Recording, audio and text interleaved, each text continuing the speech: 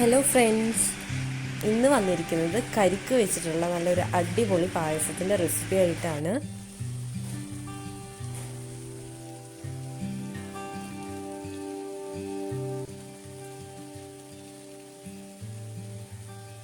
ഈ മഴക്കാലത്തൊക്കെ നല്ല ചൂടുള്ള പായസം കുടിക്കാൻ എല്ലാവർക്കും ഇഷ്ടമായിരിക്കും. അപ്പോൾ ഇതെങ്ങനെയാണ് തയ്യാറാക്കണേ നോക്കാം.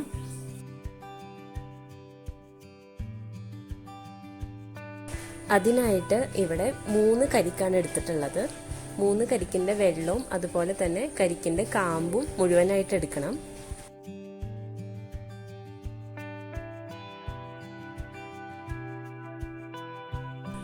അതിൽ കുറച്ച് കരിക്കിൻ്റെ കഷ്ണങ്ങൾ ചെറുതാക്കി അരിഞ്ഞ് മാറ്റി വെക്കണം. കരിക്കിൻ്റെ കഷ്ണങ്ങൾ എടുക്കുമ്പോൾ ശ്രദ്ധിക്കേണ്ട ഒരു കാര്യം, കരിക്കിൻ്റെ പിന്നിലുള്ള ആ പുറകിലെ തോട്, ഒരു ബ്രൗൺ കളറിലുള്ള തോട് നമ്മൾ കളയണം. അല്ലെങ്കിൽ പായസത്തിൽ ഒരു കയ്പ്പ് രസം വരാൻ സാധ്യതയുണ്ട്. കരിക്കിൻ്റെ വെള്ളവും കഷ്ണങ്ങളും മിക്സിയിലിട്ട് അടിച്ചെടുക്കാം.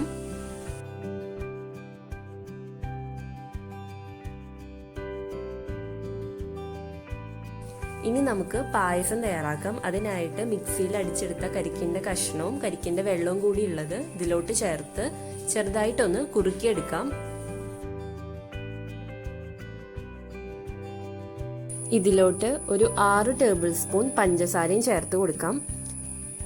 മധുരത്തിൻ്റെ അളവ് ഓരോരുത്തരുടെ ഇഷ്ടപ്രകാരം കൂട്ടുകയും കുറയ്ക്കുകയൊക്കെ ചെയ്യാം. ഇപ്പോൾ ചെറുതായിട്ടൊന്ന് കുറുകി വന്നിട്ടുണ്ട്. ഈ സമയം നാളികേരത്തിൻ്റെ പിഴിഞ്ഞു വെച്ച 2ാം പാല് ചേർത്ത് കൊടുക്കാം. 1 നാളികേരമാണ് ഇതിനു വേണ്ടി എടുത്തിട്ടുള്ളത്. 2ാം പാല് ഒരു 2.5 ഗ്ലാസോളം ഉണ്ടാവും.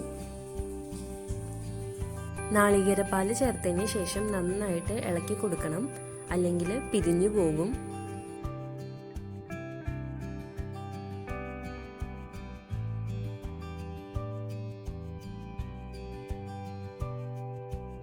നേരത്തെ അരിഞ്ഞ് മാറ്റി വെച്ച കരിക്കിൻ്റെ കഷ്ണങ്ങൾ 1 കപ്പോളം ഉണ്ട്, അതും ഇതിലോട്ട് ചേർക്കാം.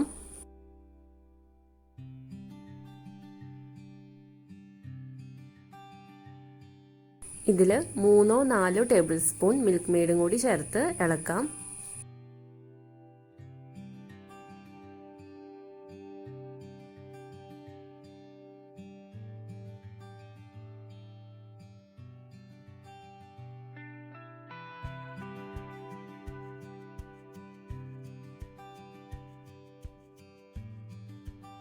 ഇപ്പോൾ നന്നായിട്ട് കുറുകി വന്നിട്ടുണ്ട്.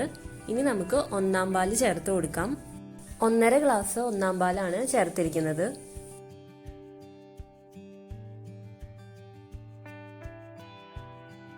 ഇതിലേക്ക് 5 ഏലക്കായ പൊടിച്ചതും കൂടി ചേർക്കാം.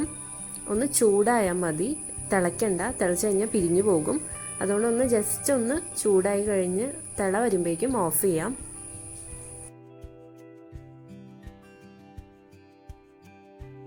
അങ്ങനെ നമ്മുടെ കരിക്ക് പായസം റെഡി ആയിട്ടുണ്ട്.